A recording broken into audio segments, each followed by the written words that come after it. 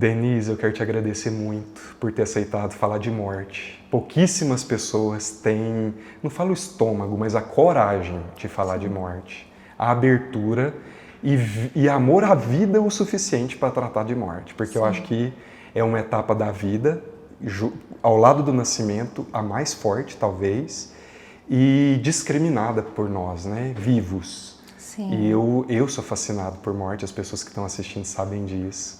Eu quero te agradecer porque hoje eu vou falar a Denise, a mãe da Esther, que morreu com poucos meses de vida. E eu acho que para a mãe, de uma forma geral, falar da morte de um filho é muito difícil. Sim. Dizem que é o ápice da dor, né?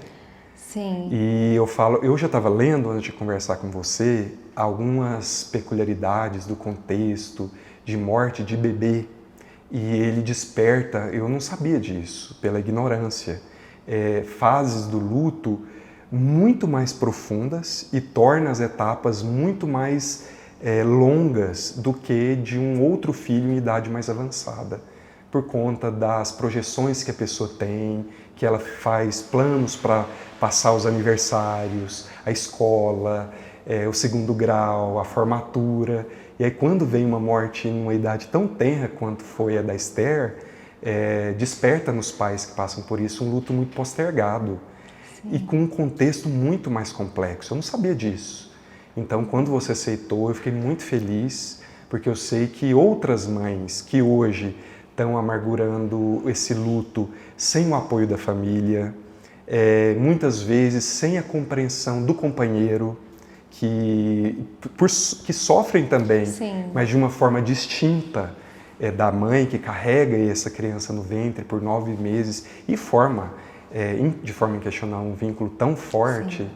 É difícil. Eu falava com você que eu assisti um vídeo, um filme, antes da gente gravar, que está no Netflix, chama Pedaços de uma Mulher, que conta a história de uma mulher que perdeu o filho no parto, a filha morreu no parto, e desencadeia uma fase de sofrimento tão grande que culminou no divórcio, em uma depressão profunda, e que ela arrastou por isso para o resto da vida, mesmo com a vinda de um novo filho, que foi o que aconteceu com você também. Sim. Mas que as pessoas, apesar de julgarem que um substitui o outro, não é assim que acontece. Não né? mesmo. Eu queria que você contasse como que aconteceu a morte dela, como que foi sua gestação, os seus planos, que são individuais também, como que houve a morte e essa primeira etapa do luto, como que você lidou? Então, eu tive uma gestação saudável, tranquila. Ela nasceu no tempo certo. Eu sempre fui muito preocupada com essas questões assim da saúde em si, de fazer exames. Né? Eu fiz certinho. Quando ela nasceu também, eu tinha um acompanhamento mensal com ela. Ela nasceu, eu fiz todos os exames possíveis, que era, né, teste do pezinho, coração, enfim, todos que foi solicitado pela equipe médica. Ela era perfeitamente saudável. E assim foi, durante todo mês eu levava ela para fazer o acompanhamento.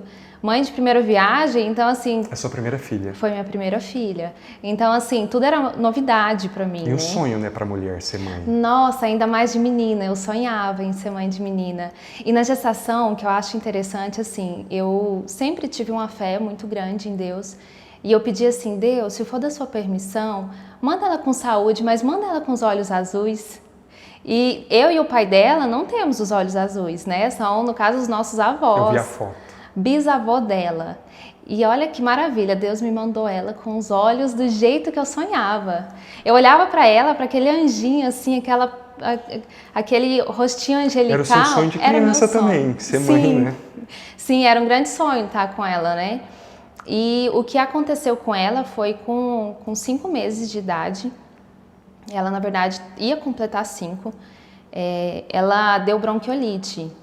Ela foi algo assim muito rápido, que fugiu assim até do controle da equipe médica.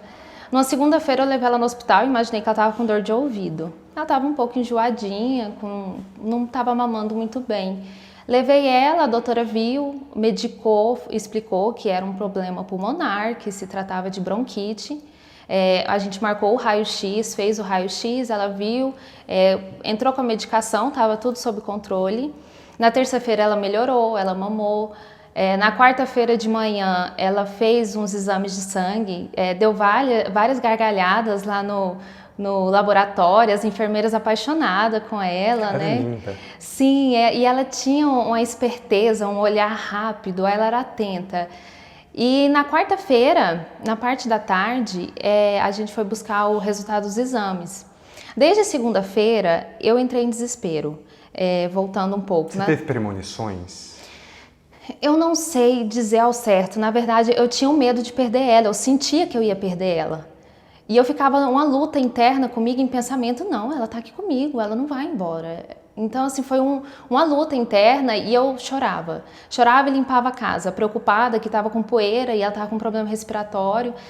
Minha mãe residia em outra cidade, eu liguei para minha mãe veio de imediato me ajudar com ela.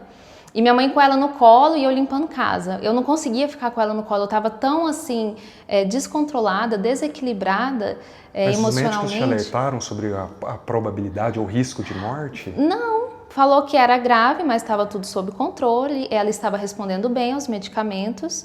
Só que eu estava assim, eu estava sentindo, né? Tanto é que na quarta-feira minha mãe falou assim, filha, ela estava com a Esther no colo, falou, filha, olha aqui, tá tudo bem com ela, você vai ter que se cuidar. Vamos no psicólogo, vamos no psiquiatra? Eu falei, vamos, porque eu não tô bem. Bom, assim que a Esther melhorar, eu vou. E nisso, voltando nela, né, na quarta-feira, eu voltei na médica, né, na pediatra dela. Ela falou assim, Denise, tá tudo bem, tá controlado, mas eu vejo que você tá muito desequilibrada e eu vou internar por precaução. Mas tá tudo bem, olha só, ela tá corada, ela tá mamando, tá respondendo aos sinais, é assim. A bebê fica cansada porque altera a respiração, né? E tá, eu tava muito aérea, muito desequilibrada, realmente. Daí foi fazer a internação dela às 5h30 da tarde. E eu não conseguia ver ela tomar vacina, eu não conseguia segurar ela, teste do pezinho, era tudo minha mãe. Mãe, segura a Esther, não dava conta. E assim foi na hora da internação, eu falei, mãe, a senhora segura, eu não dou conta de ver furar ela e ela chorar. Daí minha mãe ficou com ela e na hora que foi colocar o soro nela, as enfermeiras não conseguiram achar a veia, furou ela várias vezes, foram em torno de 5 vezes e ela ficou agitada. E nisso ela ficou agitada, ela começou a entrar começou a não conseguir respirar. E até que eu lembro dela, eu falei, mãe, eu vou pegar minhas coisas lá em casa, pegar a malinha dela, que eu não tinha levado nada para o hospital, e eu já volto. Daí minha mãe falou, fica aqui, filha, ela fica calma com você. Só que eu estava tão desequilibrada, eu falei, mãe, eu não dou conta de segurar ela. E minha mãe ficou segurando ela, e eu fui em casa com a minha irmã buscar as coisas da neném. E nisso, quando eu voltei, eu já estava completamente assim, desequilibrada, mais ainda. E quando eu voltei no hospital, que eu vi ela parecia um peixinho fora d'água, tentando puxar o ar, sabe? Aquela vontade de respirar e não conseguia. E na hora que eu cheguei, ela já estava com soro, já estava com vários medicamentos, já estava com tanta coisa em cima dela. E minha mãe toda rodeada de fios, né? Ela estava segurando a bebê. E daí, na hora que eu cheguei e me deparei com ela, eu não conseguia acreditar que aquilo estava acontecendo. Um filme passou na minha cabeça. Imagina. Chegou uma enfermeira de confiança minha, que fazia as vacinas nela. Daí eu falei, pelo amor de Deus, cuida da minha filha. Ela falou assim, eu posso te dar um conselho? Eu falei, pode. Ela falou, reza. Daí eu tive noção da gravidade. Até então, eu estava sentindo, mas no fundo eu estava lutando contra aquele sentimento que ela ia embora, né? A negação, né? Isso, não, ela não vai, ela tá bem, era uma luta no meu psiquismo, né? Então, daí eu vi a gravidade, a pediatra conseguiu UTI móvel, eu residi em Mineiros, né? Lá não tem UTI neonatal, não tinha suporte para criança, para bebê, inclusive até a máscara de oxigênio tinha que uma pessoa ficar segurando porque era grande. Então, a gente conseguiu tudo para vir aqui para Nápoles, inclusive, só que ela não resistiu. No meio do caminho, nem no meio do caminho, era mais ou menos, acho que uns 50 quilômetros de Mineiros. Você estava com ela na UTI? Sim, daí o médico da UTI móvel autorizou eu ir com ela, porque ela ficava mais calma comigo, e nisso eu cantava para ela. Eu cantava uma musiquinha que ela acalmava para dormir antes, né? Que é aquela Brilha, Brilha, Estrelinha. E eu ficava no hospital cantando para ela, conversando que ia ficar tudo bem. E assim eu fiz dentro da ambulância, eu conversando com ela, falei, filhinha, a gente vai para Anápolis, vai ficar tudo bem, você vai se recuperar. E ela ficava calma na minha presença. Daí eu vi o momento que ela foi, que ela fechou o olhinho, né? Eu tava segurando a máscara de oxigênio, daí ela fechou o olhinho. Eu pensei, graças a Deus, dormiu, que ela tava muito agitada, né? Daí nisso o doutor Eduardo virou e falou, mãe, dá licença. Eu não me toquei, né? Ele falou, mãe, dá licença. Daí eu vi que ela tinha ido, né? Daí nisso eu já virei as costas, a enfermeira já pediu para parar o UTI móvel, eu já desci. Eu virei as costas porque eu sabia que eles iam reanimar ela e é muito... Bem agressivo. Isso, ia tentar entubar, né, para voltar, e isso eu não queria presenciar. Ver. E isso eu desci da ambulância, a gente ficou... Isso a gente acompanhou... E você sozinha? Eu na ambulância, daí o pai dela, minha mãe e minha irmã estavam em outro carro atrás da ambulância, né? Na hora que a ambulância parou, o pai dela já desceu desesperado, o que foi, o que aconteceu? E eu falei, não, ela tá bem, vai ficar tudo bem, vai ficar tudo bem. E eu calma, eu não sei da onde que eu tive calma. Daí nisso esperou e a gente fez uma roda, eu, o pai dela, minha mãe, minha irmã, no asfalto ali mesmo, e pedindo a Deus para salvar ela, para que ela se recuperasse, que ela ficava bem. Daí a minha irmã falou assim, mano, ela vai ficar bem. Eu vi um homem de branco pegando ela no colo. Daí eu falei, viu, mana? Viu? Daí nisso, perdão, o médico desceu da ambulância. E ele desceu da ambulância e só fazia assim. E daí eu falava assim, tá tudo bem com ela? E eu falei assim, ela faleceu, ele não conseguia falar e lágrima escorria. Porque devia ser pai também provavelmente. É impossível não se identificar com a situação, né? E assim, sabe o que foi interessante? É que a Esther, ela tocou profundamente todos. O hospital parou. Com a falta dela, a cidade se comoveu. Quanta luz ela tinha para ter em poucos meses. Eu não era tão conhecida na cidade e ela parou. E voltando lá na hora que ela foi embora, daí nisso o pai dela saiu falando que queria morrer, saiu correndo na rodovia, nisso o motorista foi atrás dele. E eu consegui acalmar todos. Eu pedi pro médico, falei, olha, minha mãe tem E você que foi consolar as outras pessoas, né? Sim, no momento da notícia eu falei, pedi pro motorista ir atrás do pai dela, pedi o médico para cuidar da minha mãe, que minha mãe ela tem uma doença autoimune, toma alguns medicamentos, e fiquei ali, aérea, né? Daí depois que todo mundo acalmou, a gente entrou no carro, daí eu não voltei na ambulância. Eu voltei no carro, daí um dos motoristas da ambulância, que eram dois, veio dirigindo o carro, né, que o pai dela estava. E na volta, daí parece que caiu a ficha. Daí eu comecei, minha filha, cadê minha filha? Eu quero minha filha. E nisso, eu tava no meio do carro, tava o pai dela do lado e minha irmã do outro. E eu comecei a adormecer tudo dentro de mim tremia, vibrava, e eu não senti minhas mãos, não senti meus pés. Eu não sentia minha boca, não sentia minha língua, era como se tudo tivesse dormente. Né, é um estado de choque. Daí eu falei assim, eu tô passando mal. Daí nisso o pai dela jogou uma água no meu rosto, daí eu dei uma voltada, só que eu não me recordo muito bem. Daí o motorista deixou a gente direto no hospital e na hora que o pai dela desceu, que eu tava escorada, assim, entre minha irmã e ele desceu, eu caí. Eu não tinha controle do meu corpo. Daí ele falou, vem, eu não dava conta de levantar meus braços. Eu lembro que eu tava com as mãos toda tortas, os pés tortos. Daí eu entrei, me deixou lá no pronto-socorro, né? Ele me pegou no colo, me colocou na maca lá. E nisso as enfermeiras já estavam em prantos. Na hora que me viu naquele estado, as enfermeiras chorando. Todas mães, provavelmente, Provavelmente. Né? O hospital estava cheio, todo mundo ficou em choque, chorando, estava completamente desestabilizado, desequilibrado. E nisso chegou o plantonista. E eu comecei ali ver o agir de Deus. Chegou o plantonista calmo, tranquilo, com a mão no bolso. chegou próximo a mim, eu não conseguia abrir os olhos direito. E eu só falava que eu queria minha filha. E nisso ele falou assim, o que eu posso te ajudar, Denise? Eu falei, eu quero minha filha de volta. Ele falou, não, isso eu não posso fazer. E nisso uma enfermeira, que era que cuidava da minha filha, que fez as vacinas nela, falava assim, doutor, dá tal remédio, que Calmante, é um né? calmante. Dá tal remédio. Ele falou, não, calma, ela vai ficar bem.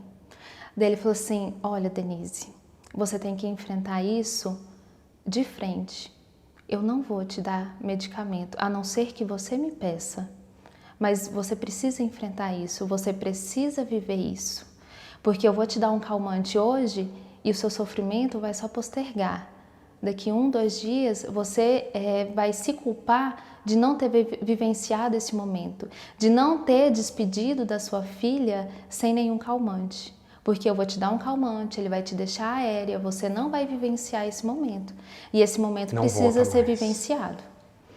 E assim, e ele foi falando, foi algo assim tão incrível que eu fui voltando. A importância de um profissional de saúde capacitado e que enfrenta a morte com a naturalidade que ela tem. Sim. Olha que diferença, né? Completamente. Por que as cursos de medicina precisam de dar esse treinamento para os médicos, né, Denise? Sim. E é raro a gente ver isso num profissional da saúde. Sim, muito difícil. Tanto é que todas as enfermeiras lá estavam muito abaladas, muito. Até por conta, assim, que até a pediatra, quando ela estava tentando reverter a situação, ela virou e falou assim, Denise, o que aconteceu? Então, assim, até ela entrava no quarto e saía com os olhos cheios de água, assim, emocionada também. Todo o hospital ficou mobilizado por conta daquilo, que foi algo, assim, que não teve explicação médica. Assim, até então a gente não sabe o que foi, porque foi questão de horas. Ela teve a piora e faleceu, né? E nisso, o médico, ele conversando comigo, ele foi muito calmo, muito sereno. E eu fui voltando os movimentos, consegui abrir os olhos, a dormência nas mãos passou. Foi como se realmente eu tivesse tomado algum medicamento para me acalmar. Só que eu fiquei tão perdida que eu sentei na maca e falei, eu posso ficar aqui? Eu fiquei aérea, eu não sabia para onde ir. Eu não queria voltar para casa. E esse estado de letargia, ele durou muito tempo? Sim. Muito. Eu não consegui trabalhar, inclusive, assim, algo interessante que eu tento buscar respostas, mas ainda não tive. A Esther, ela faleceu no exato dia que ela completava 5 meses, que era dia 25 de janeiro. Ela nasceu 25 de agosto e parece que foi a necessidade de virar o dia do dia 24 para o 25 que ela faleceu. Então era no mêsversário dela, né? Que todo mêsversário fazia fotos, comemorava aquela alegria, né? E foi o dia que ela foi embora. Então, assim, foi algo assim que a gente... Que despertou a curiosidade, Sim, a curiosidade. por algo mais. Isso, por quê? Né? E como você lidou com isso? Porque você me adiantou que você era católica. Isso. E todo mundo, eu falo que assim, a morte me fascina, porque ela traz um sofrimento muito grande, uma dor muito grande, mas é ela que desperta, dá um clique para você questionar os seus princípios, valores. E quando a gente se permite discutir, aprofundar, realmente você falou no nosso psiquismo, na nossa individualidade, geralmente a gente sai mais forte, Sim. com mais fé. Apesar de mudar os nossos valores até então. E eu percebo que você é uma mulher muito forte, porque você enfrentou isso como o médico te sugeriu, né? Hoje sim. Engraçado que antes dela, todo mundo me via como frágil. Eu desde criança, eu sempre fui a manhosa, a mimada, a carinhosa ao extremo. Eu era super apegada com meu pai, super carinhosa, super preocupada com as minhas irmãs, com meu pai, com a minha mãe. Para sua mãe deve ter sido uma barra enorme também enfrentar isso, porque era o brinquedo, o bebê do bebê dela. Sim. Então, para ela assistir isso, dizem que vó é mãe 2 vezes, né? Sim. Eu imagino, como que a sua mãe lidou com isso? Olha, até hoje é uma constante luta, né? E ela também, se eu não me engano, um ano antes da Esther falecer, ela havia perdido a mãe. E ela teve dificuldade na aceitação da falta da mãe. E já logo em seguida veio a falta da Esther. Então ela sofreu com a falta da mãe, com a falta da Esther e de ver o sofrer.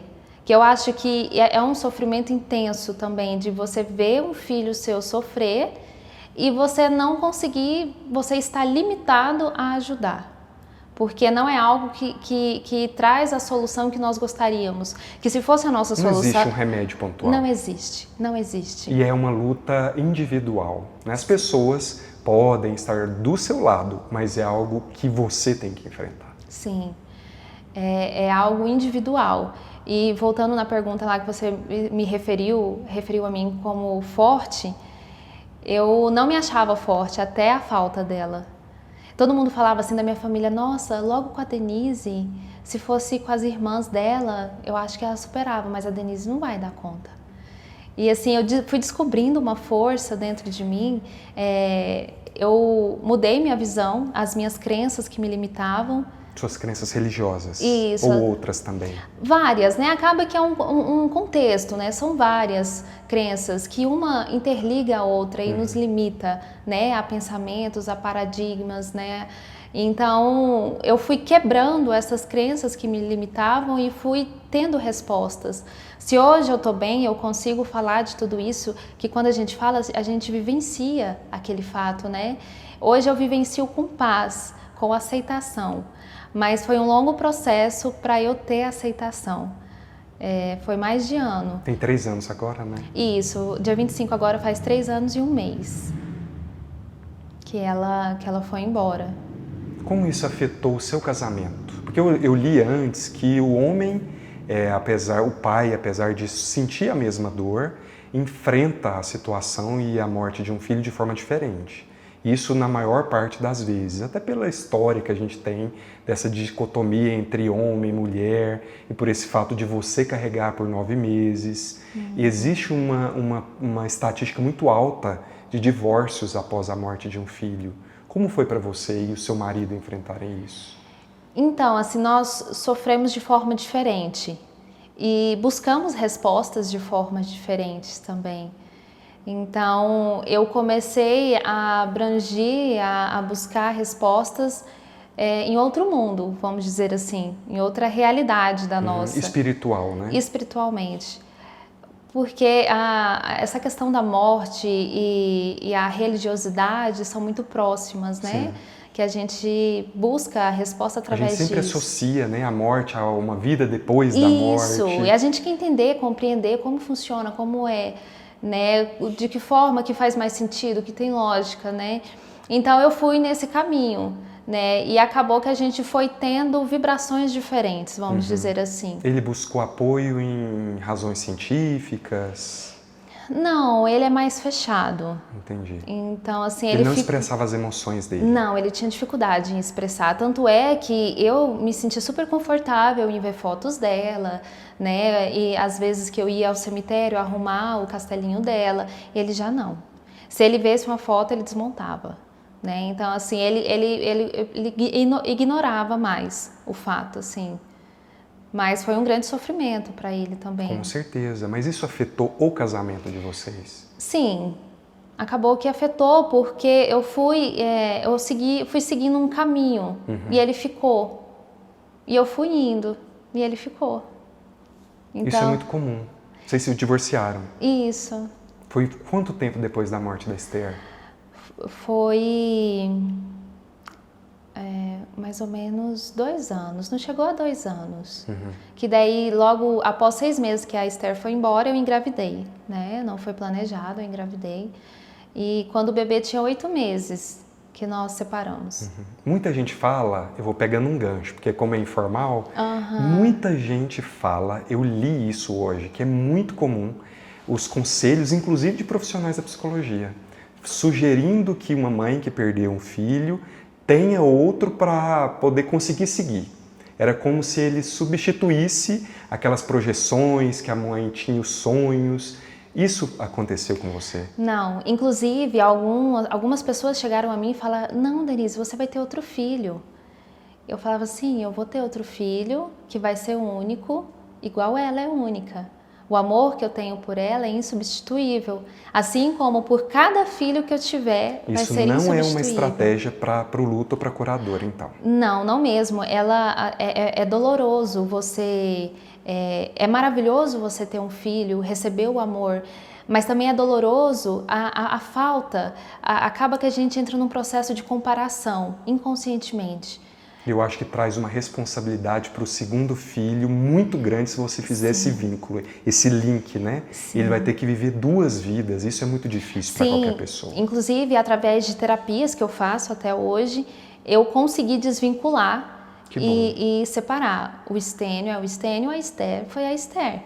Só que até passar a idade que ela estava comigo, eu era muito tensa, preocupada. O medo de se repetir a mesma coisa, né? O medo de perder. Imagino. Porque a gente se sente impotente. É porque ela, igual voltando nela, ela estava ali na minha frente, eu segurando a máscara de oxigênio e não tinha nada que eu pudesse fazer que ia reverter aquela situação. Foi a primeira experiência de morte que você teve assim muito próxima a você? Sim, eu perdi a minha avó, mas eu era criança, então eu não fiquei tão ligada a isso, né? A Esther foi a primeira. E se discutia morte na sua casa, Denise? A gente ignorava, grande parte. Hoje, depois do que aconteceu com a Esther, você mudou a sua visão sobre morte? Completamente, completamente. Eu não vejo mais hoje, em 2021, eu não vejo mais como tanta dor. Eu vejo como esperança, como luz, né? Não existe ser humano eterno. Eu acho que você se conscientiza de que você não tem o controle de evitá-la. Exato. E aí eu acho que, mesmo que indiretamente, gera uma aceitação maior. Sim. Né? E assim, a falta dela me trouxe a consciência que a gente não tem controle de nada.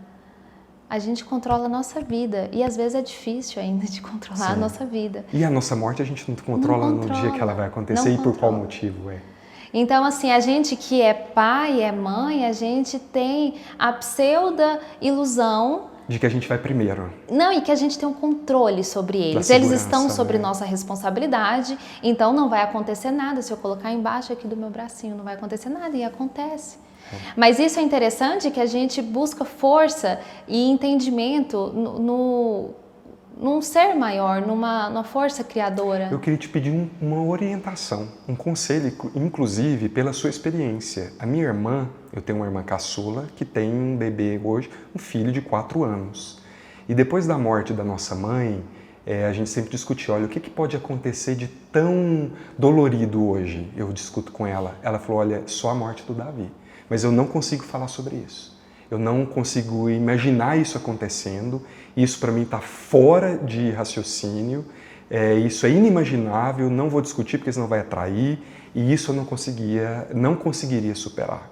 E eu fico amarrado e na vontade de trabalhar e de ajudá-la, porque isso é algo que pode acontecer. A gente sabe que hoje, nesse mundo tão violento, acidente de trânsito, tantas doenças viróticas surgindo, virais, aliás, é algo que a gente tem que se preparar. Hoje eu gostaria de discutir isso com ela, para que ela tivesse um mínimo de preparação caso isso acontecesse. Mas ela se fechou completamente, porque ele é o primeiro filho dela, o único.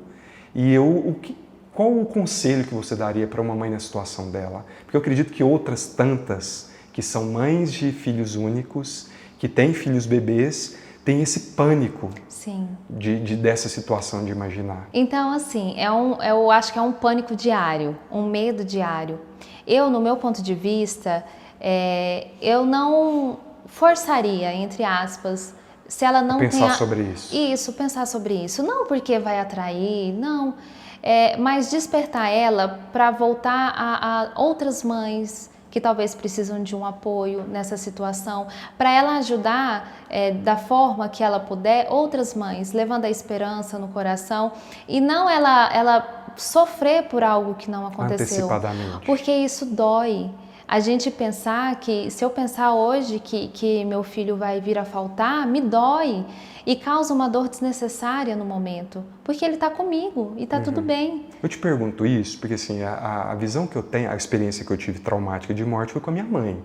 Naturalmente, cronologicamente, isso é normal e aceitável o pai ir primeiro. E me gerou uma dor muito grande. A experiência, conclusão que eu tive hoje é discutir isso com todo mundo à minha volta. Então eu já preparo com meu pai essa experiência, eu preparo com a minha irmã, mas ela não consegue discutir e preparar em relação ao filho. Então acho que isso, assim, na sua visão, eu te pergunto que eu não tenho essa experiência, eu não tenho filho, mas é algo que então você realmente não consegue sequer discutir previamente. Não, a princípio não. Eu acho que eu ainda não estou preparada psicologicamente para isso. Discutir, inclusive, com o estênio, caso... Isso, falar Entendi. assim, Denise, e se o estênio vier a faltar? Às vezes me vem na cabeça o medo, a insegurança. Só que quando fala isso, não desperta um lado positivo em mim, desperta um lado negativo. Entendi. E hoje, depois de tudo que eu passei, eu sempre busco o lado positivo em tudo. Em toda situação eu busco o lado positivo. Mesmo diante de uma situação catastrófica, difícil de lidar, eu busco ver o que traz de ensinamento, qual é o lado positivo disso. Então eu acredito que tratar desse assunto vai alimentar algo negativo. Entendi. Talvez um pessimismo, o medo vai aumentar e é horrível a gente viver em torno do medo. A gente tem que viver em torno da esperança, do amor, da felicidade e buscar a felicidade mesmo nos momentos tristes. Eu acho que a felicidade em si todo mundo busca. Eu quero ser feliz e fica esperando aquele dia para ser feliz, aquele dia perfeito para ser feliz. Você pode ser feliz mesmo diante de uma tristeza. Eu ia te perguntar isso agora, porque eu acredito que muitas mulheres e mães que perderam filhos, de qualquer idade, você passa a ser uma referência. Quando você tem uma experiência assim, você passa a ser uma referência até para as pessoas mais velhas da sua própria família. Sim. Né? A Denise conseguiu passar por isso, ela sobreviveu a esse maremoto. Sim. Você é feliz hoje, Denise? Eu busco a felicidade em cada instante, em cada momento.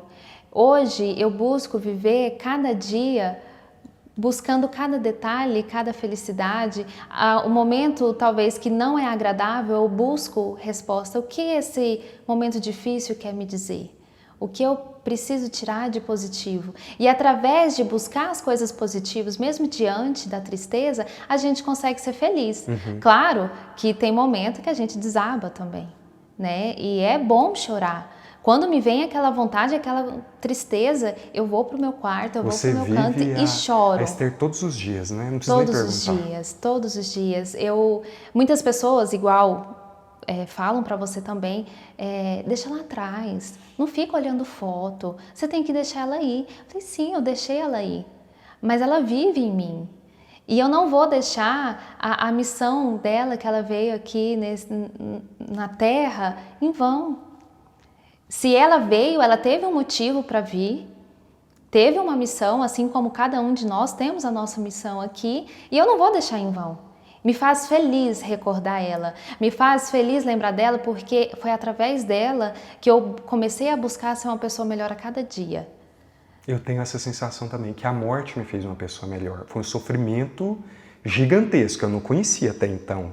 Mas hoje, e é engraçado isso, né? Uma pessoa me perguntou se você voltaria atrás. Eu falei, eu gostaria muito de ter a minha mãe, mas eu não abriria mão, eu acredito, é até talvez pesado para as pessoas entenderem isso, da experiência. Sim. Porque eu não consigo aceitar o Manuel que existia antes daquela morte. Porque foram 60 dias de UTI, com várias sensações, morte de outras pessoas em volta do leito dela, que você vai escutando histórias de câncer, de quimioterapia, de famílias que são enterradas junto. E eu hoje, depois de passar por isso, eu vejo o quanto eu era raso. Sim. Então você falando isso, eu recordei muito da minha própria experiência. É uma dor enorme, você pode ver que na minha casa é cheio de foto da minha mãe, eu coloco para todo lado.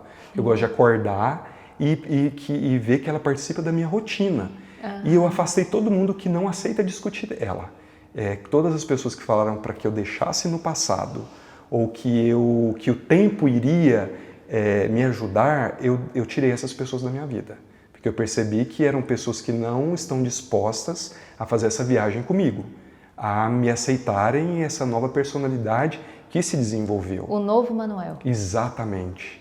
Sinto saudade enorme, mas eu não quero abrir mão do que a experiência me deu. Sim, tem até um ditado, né, que algumas mães postam, né, você veio de mim, eu nasci de você, né, e eu renasci com a Esther.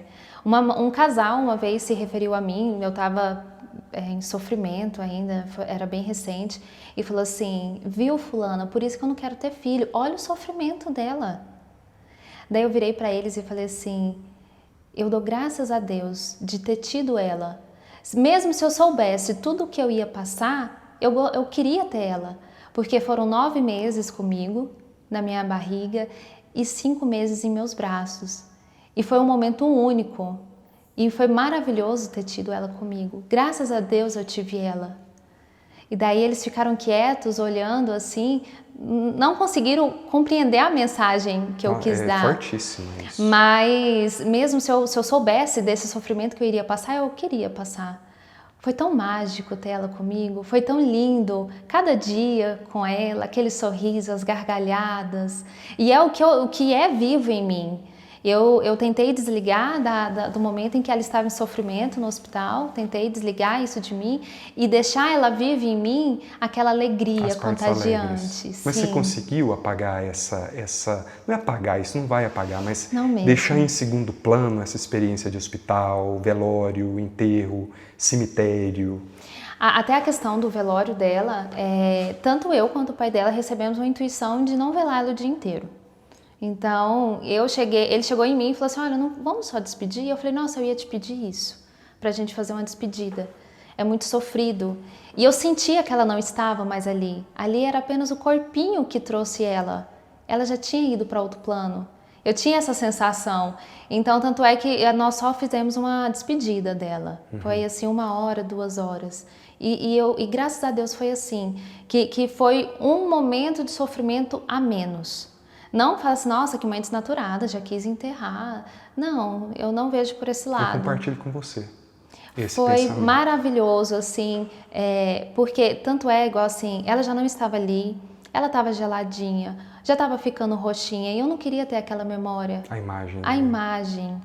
E voltando na sua pergunta, foi difícil eu me desligar das lembranças de sofrimento. Sempre assim, às vezes eu estava em algum lugar e me via a imagem dela sofrendo no hospital e aquilo já me doía, me dava um aperto, assim, uma falta de ar, parece que eu queria respirar por ela, que era o que eu fazia no hospital, parece que eu ficava puxando ar por ela e eu fiquei por um longo tempo assim, mas através das terapias eu consegui a desligar desse sofrimento. A terapia então foi a sua muleta de suporte? Sim. Foi, eu fiz... É psicanálise que você faz? Eu fiz a microfisioterapia, que estimula a autocura do organismo. Eu não conheço. É maravilhosa. Como que funciona? Ela é através do toque, porque cada trauma que nós temos cria nódulos em nosso corpo, né? Em determinados tensões, pontos. Né? Físicas. Isso, exato. Então a microfisioterapia é como se resetasse, como se reseta um computador, vamos dizer Entendi. assim. Resetasse o nosso organismo. E o único medicamento para isso é água. Você faz a microfisioterapia, tem uma grande ingestão de água, é como se o organismo fosse limpo. Há um processo de autocura. Entendi. Né? Claro que Fisiológico. Fisiológica. Mas tem a parte psicológica de conversa, como a terapia normal, ou só física não, mesmo? É mais física mesmo. Entendi. Não sabia, não conhecia. Nossa, eu acredito que você vai gostar. E olha que eu tô mergulhado nesse mundo de morte há tanto tempo e nunca me falaram dessa terapia, olha Tem só. um profissional que eu fiz, ele reside em Goiânia. Nossa, e assim, após a falta da Esther, minha saúde virou uma bola de neve. Eu fui diagnosticado com doença autoimune, problemas na tireoide, queriam diagnosticar, fazer uma biópsia do meu rim, que durante a gestação teve algumas alterações. Então, assim, foi uma bola de neve. Tanto é assim que eu cheguei na minha mãe e falei, mãe, eu não vou mais no médico. Eu já estava ficando assim tão pesada, estava tão difícil já carregar toda aquela dor, a falta da minha filha, e ainda médico falando, me encaminhando para um, para outro, que eu estava com problema disso e daquilo, até que eu encontrei a microfisioterapia. Eu encontrei a microfisioterapia, trouxe uma paz para mim. Ele falou: Denise, continua tomando os medicamentos que foram passados para você, a gente vai fazer a microfisioterapia e daqui 6 meses você repete os exames. Não faz nenhum exame por agora. Deixa mais pra frente. Você está em choque, você passou por um trauma. É normal o seu corpo responder à sua mente. Como está a sua mente hoje? Foi um trauma, um choque. É normal o seu organismo sentir. Adoecer. E assim foi. Daí depois eu repeti, depois de um ano eu repeti... É um resguardo muito mais longo do que o do parto. Sim. E as pessoas não respeitam isso, não. né? Eu acho que a sociedade cobra da gente uma recuperação muito rápida, né, Sim. Denise? Sim, muito rápido. É igual você comentou, né? Eles querem assim, passou, agora fica bem. E não é assim. Hoje você estava me falando que você ainda tem necessidade de falar dela sempre. Sempre, e com disso, todo mundo. falar da morte, do processo. Sim. São poucas as pessoas dispostas a te ouvir? São poucas. Assim, eu vejo que muitas pessoas logo mudam de assunto ou desviam o olhar, desviam o foco. Eu vejo que eles não estão a fim de conversar sobre isso, né? Nessa época de pandemia, então, que a morte ficou tão próxima de todo mundo, né? As pessoas ainda relativizam a naturalidade desse processo e de que vai acontecer com a gente, que Sim. ninguém é imortal. Há poucas entrevistas atrás, que era de penúltima, eu conversei com a Tânia. Ela falou que não existe no nosso subconsciente esse registro da morte. A gente vive como se a gente fosse imortal. Exato. Realmente. Mesmo que a gente perca alguém aqui, a gente fecha o olho para isso, achando que com a gente não vai. Então a gente comete imprudência no trânsito, a gente come o que não pode, a gente tem descuidos com a nossa saúde mental, que estão desgastando a nossa saúde física, mas que a gente acredita que não vai trazer a morte jamais. Sim, a gente ignora esse fato, né? A gente prefere deixar distante. Eu, pelo menos, fazia isso antes da falta da Esther. Quando acontecia o fato de algumas pessoas próximas perderem entes queridos, eu ignorava. Era como se fosse uma defesa, para eu não sofrer. Então, eu deixava lá. Eu era igual às pessoas hoje. Eu evitava de tocar no assunto. Quando a pessoa vinha falar, eu ficava toda desconcertada, não sabia o que dizer, né? E foi o que eu senti muito das pessoas em vir conversar também, assim. Teve casos, assim, de pessoas que vieram completamente desequilibradas. E quando, eu não sei você, mas assim, no processo da falta da Esther, do luto, eu sempre buscava ficar bem. E quando eu começava a ficar bem, que eu saía na rua, vinha pessoas me consolar, só que elas vinham tão desequilibradas que me deixava pior. Elas acreditavam que tinham que vestir a capa da dor para terem Sim. a dignidade de se aproximar de você, talvez, Sim, né? sim. Porque você estava com uma dor tão grande, eu percebo isso, que elas estariam sendo indignas de chegar perto de você bem. Eu acredito que sim. Eu não tinha pensado dessa forma, mas eu acredito que sim. Daí eu tinha que acalmar elas. Tá tudo bem, eu aceito a vontade de Deus. Daí eu acabava que eu que tinha que acalmar. E daí eu voltava para casa e falava, meu Deus, eu sou uma pessoa ruim, eu tenho que sofrer. Eu não estou sofrendo o suficiente, eu não sou uma pessoa normal. Porque te cobram o sofrimento. Isso, cobram o sofrimento. Tanto um dia, logo que eu voltei à academia, um rapaz perguntou assim, Denise, você estava afastada da academia, contei o que aconteceu, e ele me perguntou, mas você gostava dela, né? Nossa, aquilo foi uma facada. Ué. Eu amo. Que coisa infeliz, né? Eu a amo. Mas eu percebi, a Tânia, inclusive, que me falou isso. A Tânia, a filha dela, foi assassinada em um assalto, com vários tiros, sofreu violência sexual. E ela optou por ser feliz. Ela falou, olha, eu quero ser feliz, eu não vou amargar essa coisa. Então, ela fez um malabarismo psicológico e ela hoje sorri, faz festa, viaja. E ela falou, Manuel, as pessoas não suportam ver você triste por muito tempo. Elas não querem conviver com aquilo porque ofende, elas querem sorrir, andar. E ver você triste é uma prisão para elas. Mas elas também não suportam ver você alegre, incomoda. Ela fala, ela tinha que estar enclausurada. Sim. ela não é digna, ou a fé dela é pequena, ou ela não amava tanto, como você disse. Sim. Que mundo estranho, né? É muito complexo, porque uns te condenam de sofrer demais, outros te condenam por você estar bem. Eu tenho uma amizade muito próxima com a minha irmã, Daniele, e ela foi minha grande companheira nessa jornada de luto. E eu falava para ela, assim, mano, eu tenho vontade de sair na rua, mas se eu rir, eu tenho medo do julgamento das pessoas. Porque é igual você comentou, se tá feliz é julgada, se tá triste é julgada. A gente fica sem lugar para ir. A gente... Vira uma outra tribo, né? Sim, tanto é que eu não me sentia à vontade de sair, daí eu até morei um tempo na fazenda, me escondi. Porque era uma luta interna dentro de mim. Você teve alguma sensação de culpa?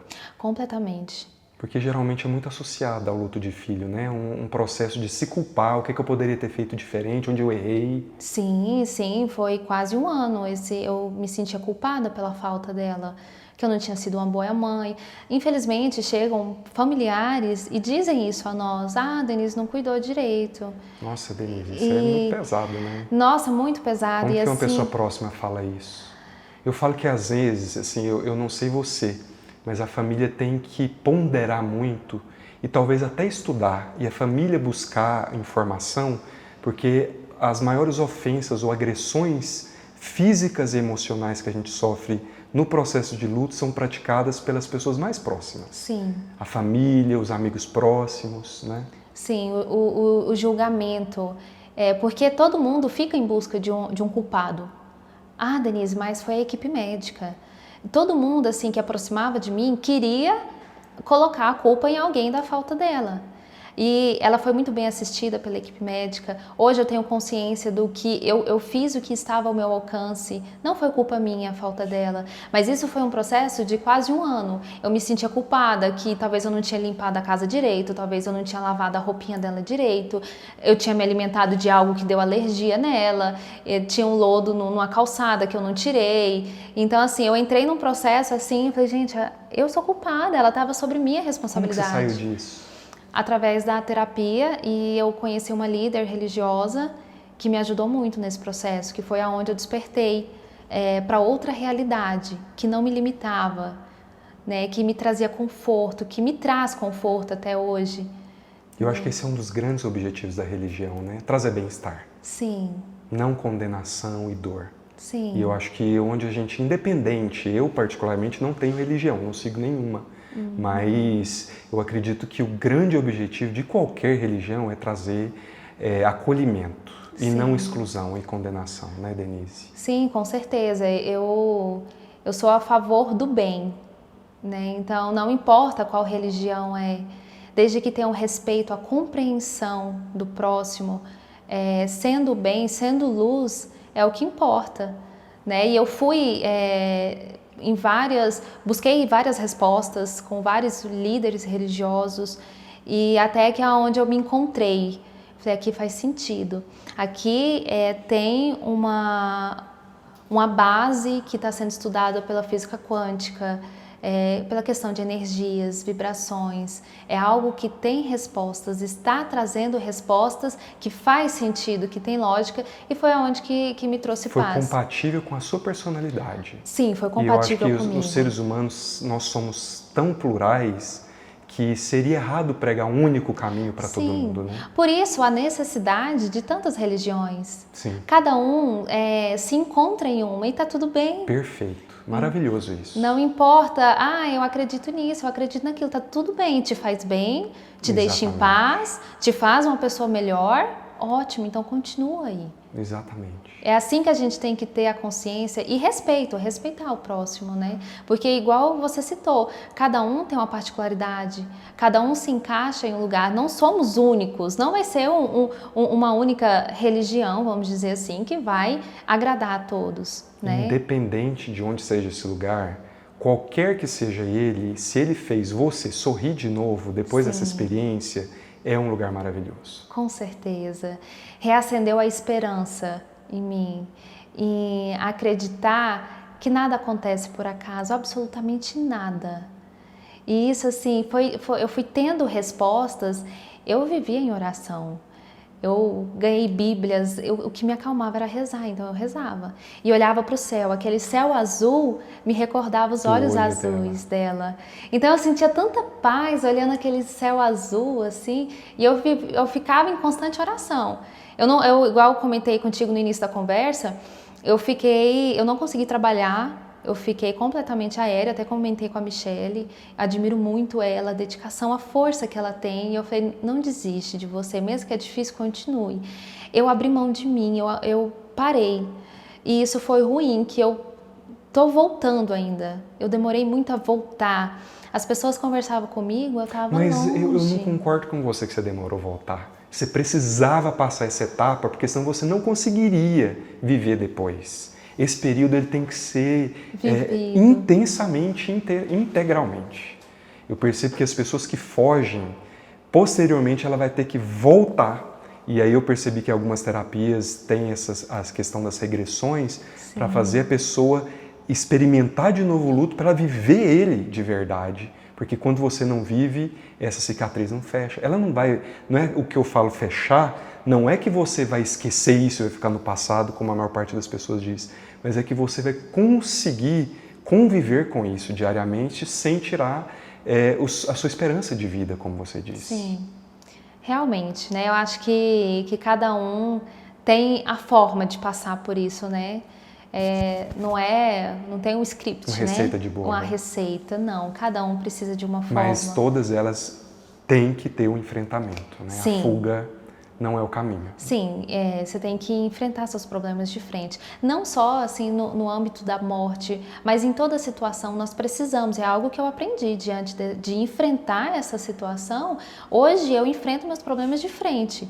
Antes não, eu preferia achar um culpado, né? Não me responsabilizava por ele.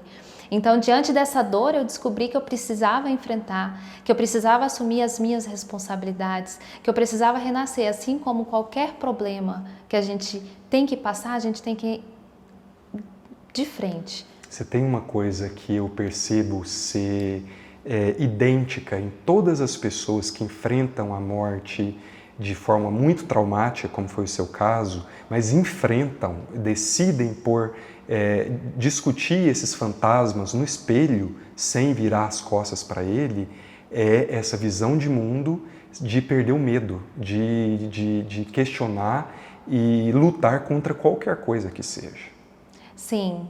Isso é um parâmetro que eu acredito que muda tudo. Você é outra pessoa hoje, né? Completamente.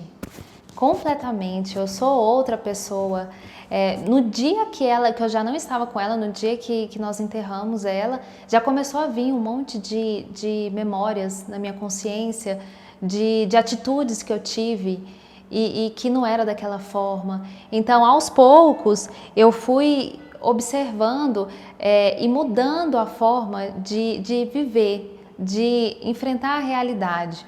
Eu ignorava muitos fatos, né, que passavam à minha volta, que eu poderia ter estendido a mão, que eu poderia ter ajudado, poderia ter sido mais solidária e não estendi. Coisas simples, mas eu despertei. Então eu acho assim, quando você enfrenta, você começa a ter outra consciência, a gente começa a renascer. Eu ainda estou renascendo.